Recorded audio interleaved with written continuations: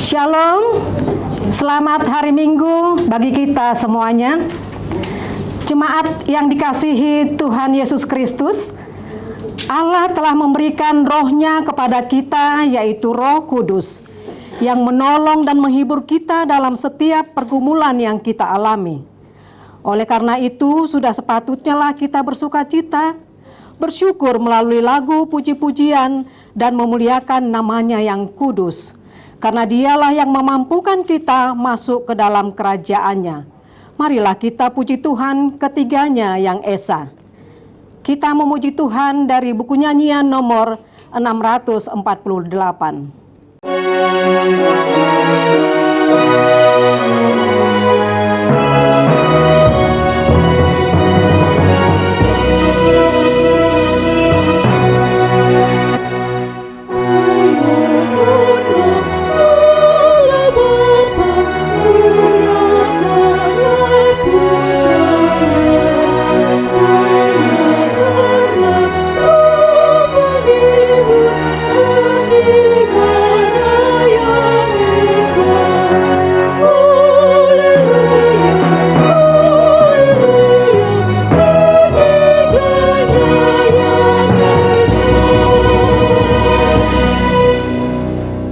Di dalam nama Allah Bapa dan nama anaknya Yesus Kristus dan nama Roh Kudus yang menciptakan langit dan bumi. Amin. Terpujilah Allah dan Bapa Tuhan kita Yesus Kristus, yang dalam Kristus telah mengaruniakan kepada kita segala berkat rohani di dalam surga. Sebab di dalam Dia, Allah telah memilih kita sebelum dunia dijadikan, supaya kita kudus dan tak bercacat di hadapan-Nya. Sesungguhnya mata Tuhan tertuju kepada mereka yang takut akan Dia, kepada mereka yang berharap akan kasih setia-Nya. Jiwa kita menanti-nantikan Tuhan, Dialah penolong kita dan perisai kita. Ya, karena Dia hati kita bersuka cita, sebab kepada namanya yang kudus kita percaya. Kasih setia-Mu ya Tuhan, kiranya menyertai kami, seperti kami berharap kepadamu. Haleluya.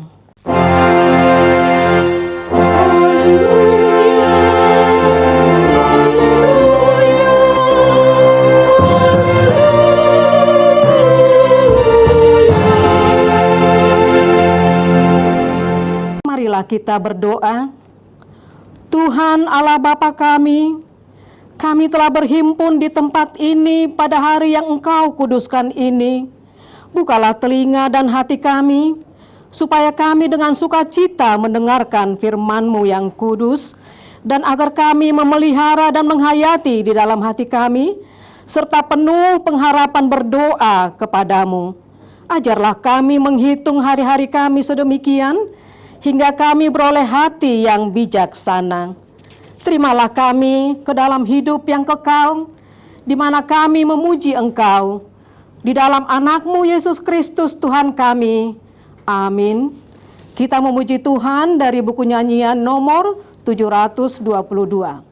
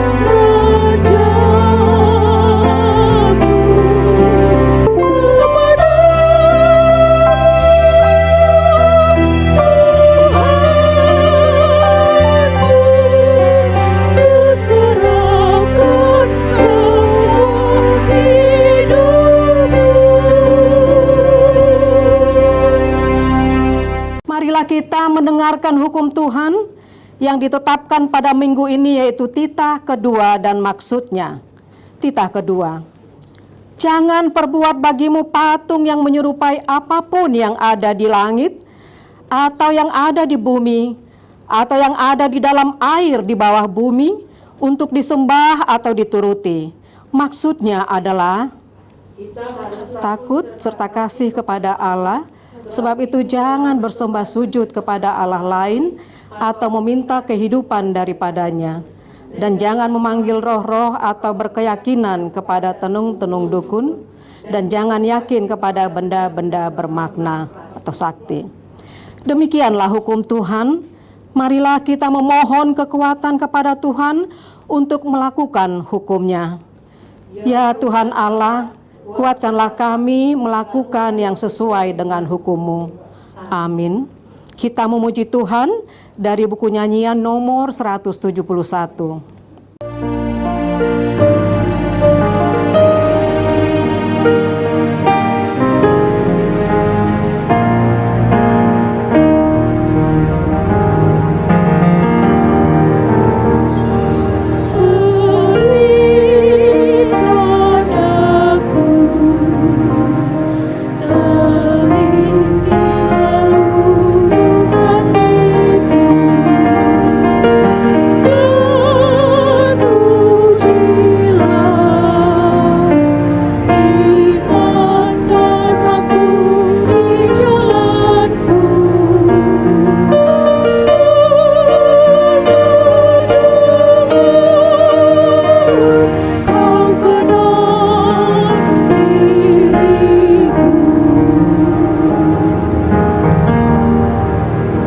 Marilah kita merendahkan diri untuk mengaku dosa kita.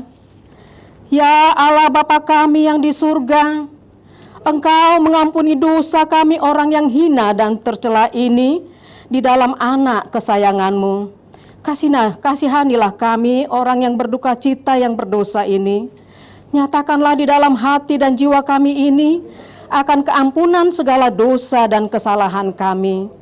Karuniakanlah Roh Kudus bagi kami untuk memberi kekuatan, keteguhan, dan ketetapan hati, supaya iman kami tidak tergoyahkan. Bimbing dan ajarlah kami ya Tuhan, agar kami benar-benar dan sungguh-sungguh menyerahkan diri, hati dan jiwa kami kepadamu saja, sebagai korban yang hidup dan yang kudus, oleh sebab anak-Mu Yesus Kristus Tuhan kami. Amin.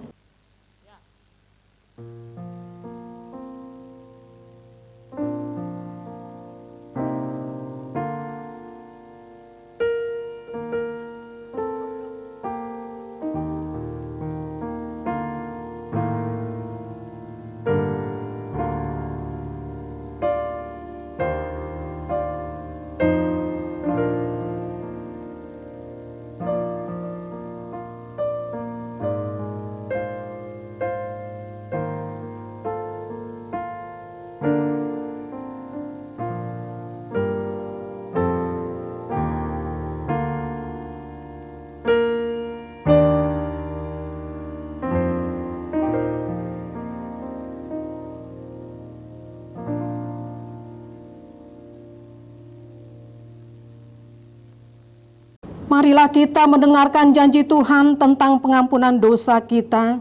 Demikianlah firman Tuhan. Tetapi engkau mendapati aku dengan dosamu, engkau menyusahi aku dengan kesalahanmu. Akulah dia yang menghapus dosa pemberontakanmu oleh karena aku sendiri, dan aku tidak mengingat-ingat dosamu. Kemuliaan bagi Allah di tempat yang maha tinggi. Amin. Kita memuji Tuhan dari buku nyanyian nomor 169.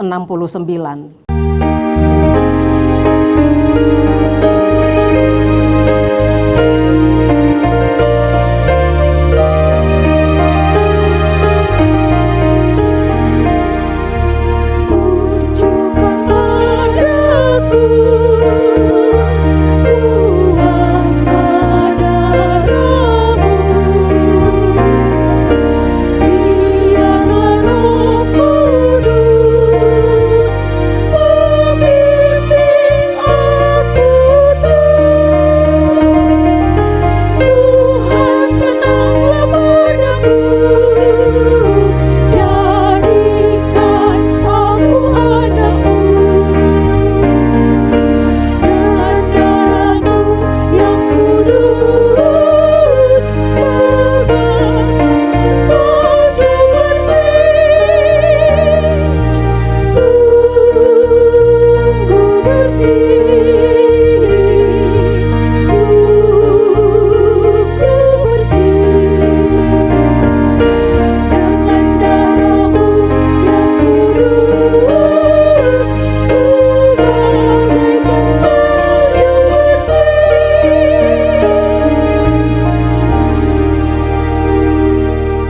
Marilah kita mendengar firman Tuhan yang ditetapkan untuk minggu ini yang tertulis dalam Kejadian pasal 3 ayat 1 sampai dengan ayat 7.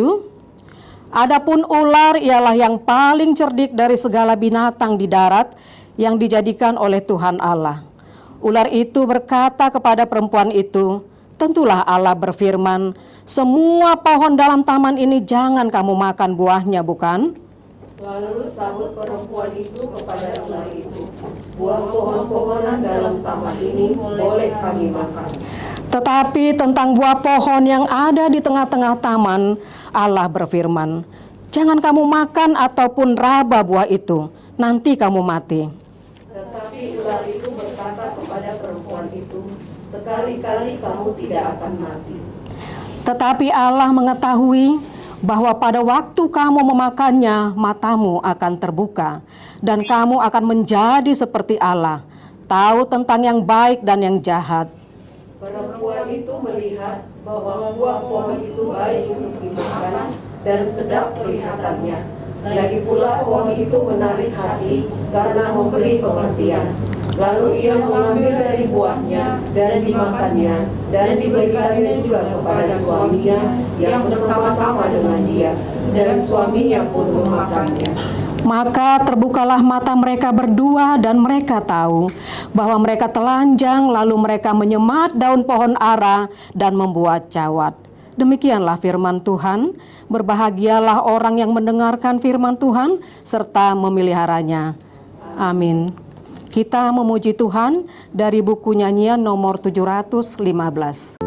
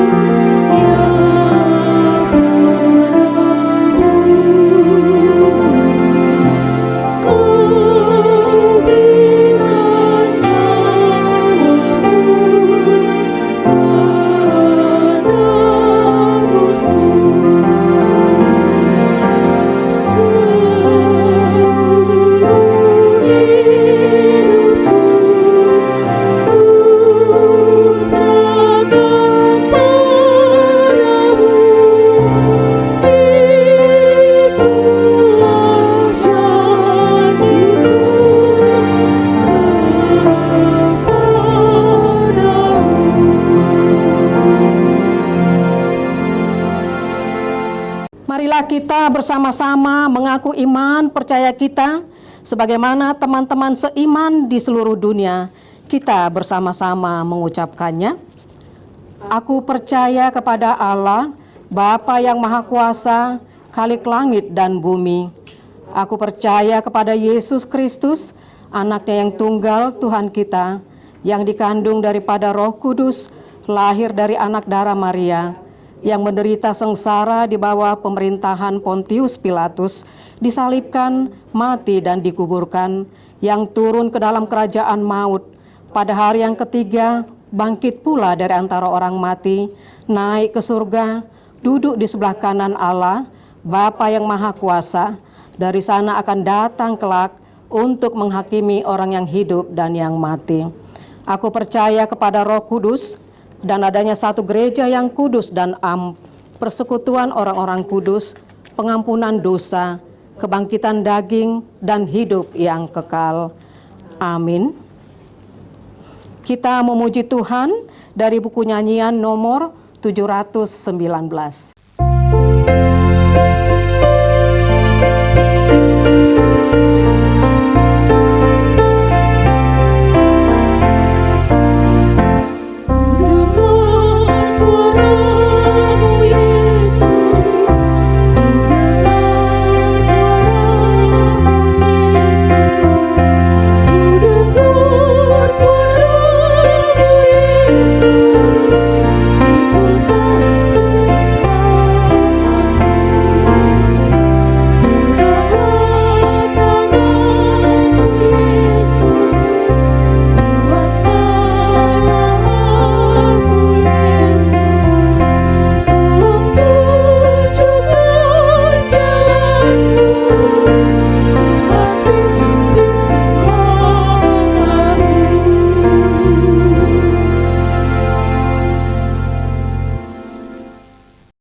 Damai sejahtera Allah yang melampaui segala akal, itulah yang memelihara hati dan pikiranmu di dalam Kristus Yesus Tuhan kita.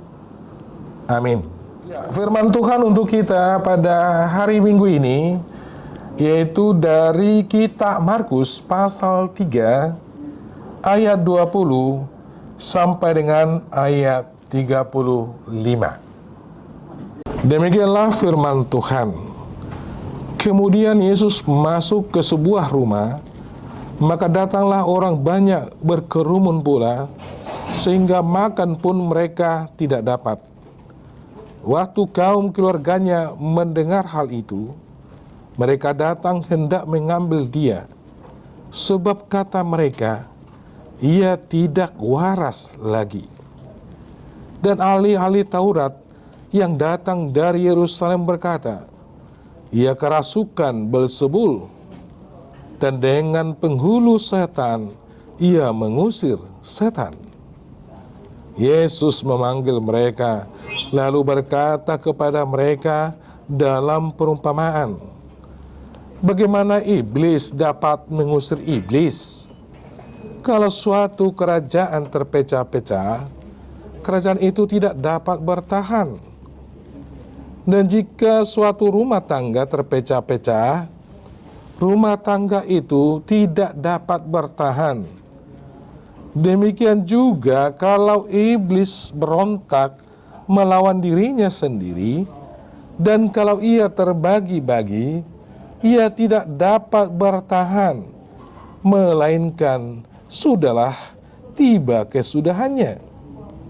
Tetapi tidak seorang pun dapat memasuki rumah seorang yang kuat untuk merampas harta bendanya, apabila tidak diikatnya dahulu orang kuat itu. Sesudah itu barulah dapat ia merampok rumah itu. Aku berkata kepadamu, sesungguhnya semua dosa dan hujat anak-anak manusia akan diampuni, ya, semua hujat yang mereka ucapkan. Tetapi apabila seorang menghujat Roh Kudus, ia tidak dapat ampun selama-lamanya, melainkan bersalah karena berbuat dosa kekal. Ia berkata demikian karena mereka katakan bahwa ia kerasukan roh jahat. Lalu datanglah ibu dan saudara-saudara Yesus, sementara mereka berdiri di luar. Mereka menyuruh orang memanggil dia. Ada orang banyak duduk mengelilingi dia. Mereka berkata kepadanya, lihat, ibu dan saudara-saudaramu ada di luar dan berusaha menemui engkau. Jawab Yesus kepada mereka, siapa ibuku dan siapa saudara-saudaraku?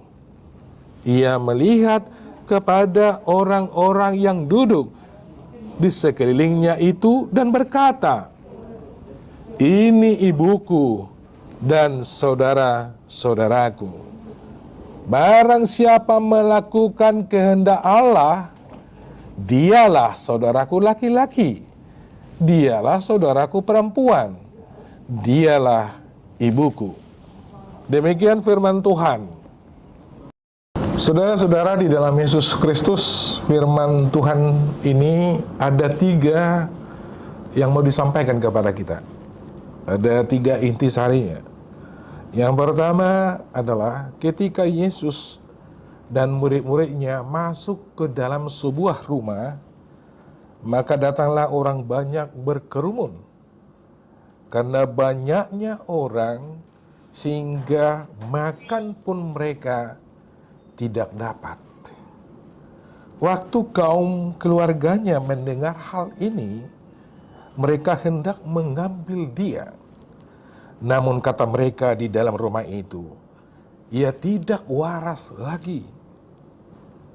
Dan ahli-ahli Taurat yang datang dari Yerusalem berkata, ia kerasukan Beelzebul, dan dengan penghulu setan ia mengusir setan. Apa latar belakang, background, pemikiran ahli-ahli Taurat ini? Karena mereka telah melihat perbuatan Yesus yang mampu mengusir roh-roh jahat dan jatuh tersungkur sambil berteriak, "Engkaulah anak Allah." Bukan hanya itu saja, saudaraku yang kekasih. Yesus mampu menyembuhkan penyakit kusta. Yesus juga mampu menyembuhkan orang lumpuh. Dan banyak sekali penyakit yang Yesus sembuhkan. Itulah alasan-alasan ahli Taurat merasa geram melihat Yesus. Sebagai mereka pakar atau ahli Taurat, belum pernah sama sekali mereka melihat seperti perbuatan Yesus ini atau menjijat Yesus ini. Sehingga muncullah, saudaraku, sentimen kepada Yesus dan juga kecurigaan, dan berkata, kekuatan Beelzebul atau penghulu setan yang dipergunakan oleh Yesus untuk mengusir setan. Saudara-saudara di dalam Yesus Kristus, lalu Yesus memanggil mereka dan menjawab mereka dengan bentuk perumpamaan dan berkata, bagaimana iblis dapat mengusir iblis? Kalau suatu kerajaan terpecah-pecah, kerajaan itu tidak dapat bertahan. Jika suatu rumah tangga terpecah-pecah, rumah tangga itu tidak dapat bertahan. Demikian juga kalau iblis berontak melawan dirinya sendiri, dan kalau ia terbagi-bagi, ia tidak dapat bertahan, melainkan sudahlah, tiba kesudahannya. Tetapi tidak seorang pun dapat memasuki rumah seorang yang kuat untuk merampas harta bendanya apabila tidak diikatnya dahulu orang kuat itu. Sesudah itu barulah dapat ia merampok rumah itu. Saudara-saudara di dalam Yesus Kristus, intisari yang kedua adalah topik minggu kita ini. Yesus melanjutkan perkataannya, "Aku berkata kepadamu, sesungguhnya semua dosa dan hujat anak-anak manusia akan diampuni." Ya, semua hujat yang mereka ucapkan. Artinya, hanya dalam Yesus Kristus yang datang ke dunia ini adalah untuk mengampuni dan menyelamatkan manusia dari dosa-dosa dan kejahatannya. Melalui kematiannya di kayu salib dan harga yang mahal dengan darahnya yang kudus, yaitu Putra Allah. Kemudian Yesus berkata, tetapi apabila seorang menghujat Roh Kudus, ia tidak mendapat ampun selama-lamanya, melainkan bersalah karena berbuat dosa kekal. Saudara-saudara di dalam Yesus Kristus, apa arti menghujat Roh Kudus tidak dapat diampuni? Hujat terhadap Roh Kudus adalah penolakan terus-menerus dan dengan sengaja terhadap kesaksian Roh Kudus mengenai Kristus, firman-Nya, dan karyanya yang menginsafkan orang akan dosa. Sekali lagi saya katakan, hujat terhadap Roh Kudus adalah penolakan terus-menerus dan dengan sengaja terhadap kesaksian Roh Kudus mengenai Kristus, firman-Nya, dan karyanya yang menginsafkan orang akan dosa. Arti sederhana, saudaraku yang kekasih, hujat terhadap Roh Kudus berarti kita menolak mengenai Kristus, menolak firman-Nya, menolak karya agar kita insaf dari dosa. Oleh sebab itu, orang yang menghujat Roh Kudus sama saja tidak menerima Kristus, tidak menerima firman-Nya, tidak menerima agar kita insaf dari dosa-dosa kita. Tidak ada artinya kita lagi, saudaraku yang kekasih, kalau menghujat Roh Kudus, sebab Roh Kudus bersaksi tentang iman kita sampai akhir zaman, sampai Maranatha, sampai datangnya Yesus yang kedua kalinya. Sebab Roh Kuduslah yang hadir bersama-sama dengan kita saat ini di dunia ini. Kemudian saudaraku yang kekasih, menghujat Roh Kudus sama halnya mendukakan Roh, menentang Roh Kudus. Menghujat Roh Kudus sama halnya memadamkan api Roh dalam diri kita. Menghujat Roh Kudus sama halnya mengeraskan hati, pikiran yang rusak, sehingga yang benar dikatakan salah, yang salah dikatakan benar. Roma 1 ayat 28. Oleh sebab itu, saudaraku yang kekasih, pada saat pengerasan hati ini telah mencapai tingkatan tertentu yang ditetapkan oleh Allah saja, maka Roh Kudus tidak lagi akan berusaha untuk menuntun orang itu kepada pertobatan atau keampunan lagi.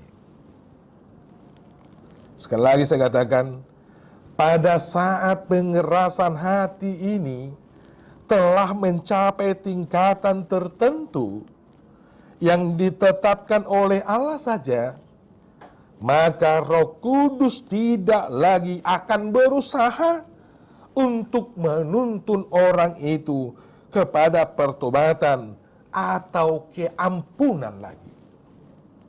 Sehingga saudaraku yang dikasih, menghujat Roh Kudus tidak ada keampunan sampai Maranatha.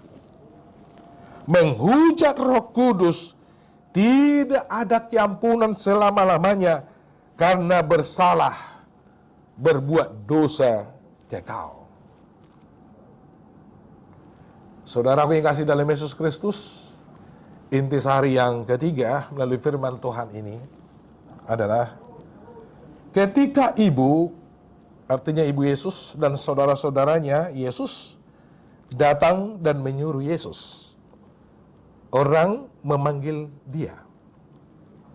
Orang banyak itu berkata kepada Yesus, "Lihat, ibu dan saudara-saudaramu ada di luar dan berusaha menemui engkau."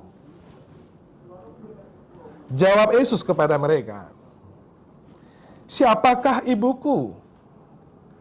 Dan siapakah saudara-saudaraku?" Ia melihat kepada orang-orang yang duduk di sekelilingnya dan berkata, "Inilah ibuku dan saudara-saudaraku." Artinya, Yesus mau menegaskan yang ada di sekitar rumah itu dan yang duduk di sekelilingnya. Yesus menegaskan, inilah saudaraku dan inilah ibuku.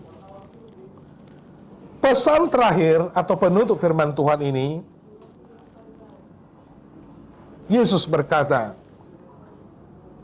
barang siapa melakukan kehendak Allah, dialah saudaraku laki-laki, dialah saudaraku perempuan, dialah ibuku. Jadi artinya secara simpel, orang yang melakukan kehendak Allah adalah itulah saudara Yesus. Orang yang melakukan kehendak Allah, itulah yang dianggap Yesus sebagai saudaranya laki-laki, sebagai saudaranya perempuan, dan sebagai ibunya. Saudaraku yang kasih dalam Yesus Kristus, sama halnya kalau saya mengatakan demikian. Kalau kita sebagai pendeta atau full-timer yang sudah dipanggil Tuhan menjadi hambanya di tengah-tengah jemaat yang kita layani, memang kita akui ayah ibu kita adalah yang melahirkan kita. Tetapi setelah kita di jemaat, sebagai kita hambanya Tuhan, lalu kita memanggil jemaat itu amang, inang, atau saudara, saudariku. Dan mereka juga memanggil kita adalah amang atau inang. Nah, artinya saudaraku yang kekasih, apa yang dikatakan oleh Yesus ini adalah benar. Orang yang melakukan kehendak Allah, itulah saudaraku. Berarti kita sebagai umatnya Tuhan yang melakukan kehendak Allah, kita adalah sama-sama saudara. Saudaranya Yesus. Jadi siapapun kita, siapapun diri kita yang melakukan kehendak Allah, itulah saudaranya Yesus. Yang terakhir, sebagai penutup firman Tuhan ini sesuai dengan topik minggu kita, jangan menghujat Roh Kudus agar kita mendapat keselamatan yang kekal. Karena orang yang menghujat Roh Kudus sama halnya menolak Kristus, menolak firman-Nya, tidak mau insaf atau bertobat akan kesalahannya. Jadilah kita saudaraku yang kekasih, jangan menghujat Roh Kudus agar kita mendapat keselamatan yang kekal. Amin. Kita berdoa.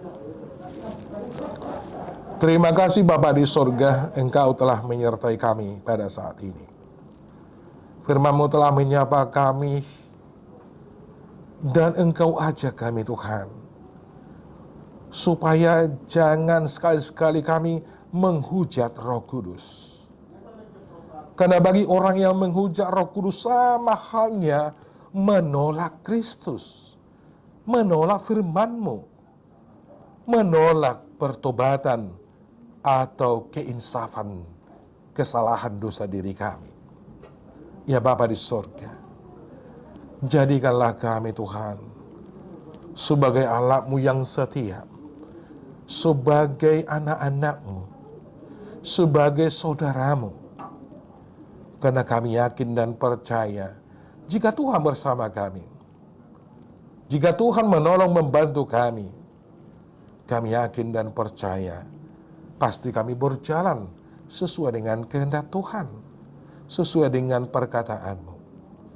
Ya Bapa di sorga, berkati kami jemaat-Mu ini, dimanapun kami berada. Beri kekuatan, kesehatan kepada kami, panjang umur, jauhkan dari mara bahaya, terlebih COVID-19 ini Tuhan.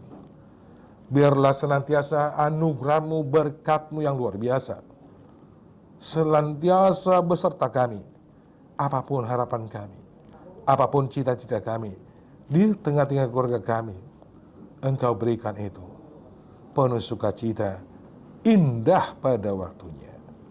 Ya Bapa di sorga, banyak dosa kesalahan kami selama ini, ampunilah kami Tuhan, sehingga kami layak di hadapan-Mu, layak menerima berkat anugerah-Mu. layak menjadi anak-anak-Mu. Dalam Yesus Kristus, kami berdoa dan mengucap syukur. Amin.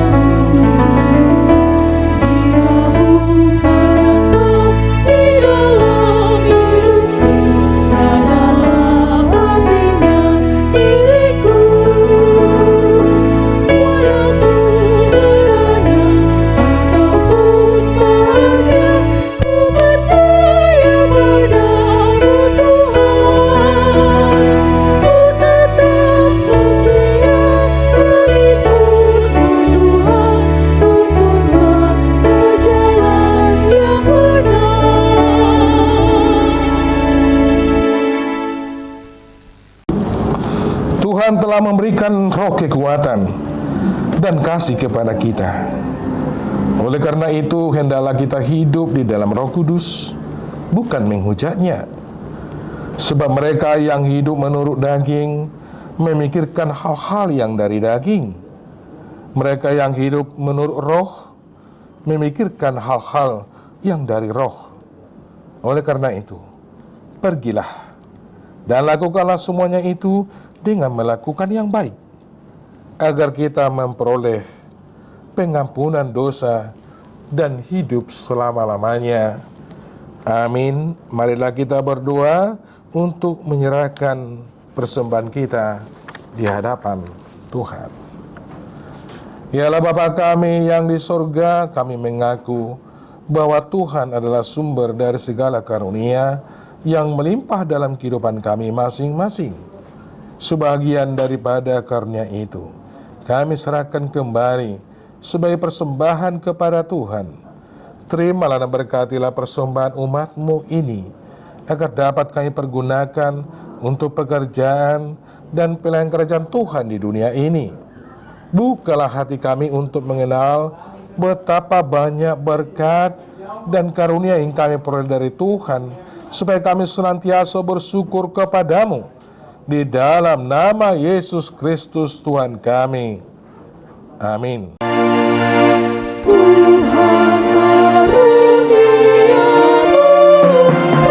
dan jiwaku semua, nyawa juga hidupku, harta milikku semua, ku serahkan padamu untuk selama-lamanya.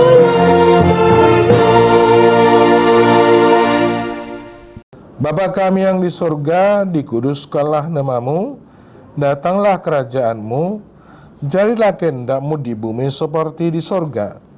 Berikanlah kami pada hari ini makanan kami yang secukupnya, dan ampunilah kami akan kesalahan kami, seperti kami juga telah mengampuni orang yang bersalah kepada kami. Dan janganlah membawa kami ke dalam pencobaan, tetapi lepaskanlah kami daripada yang jahat.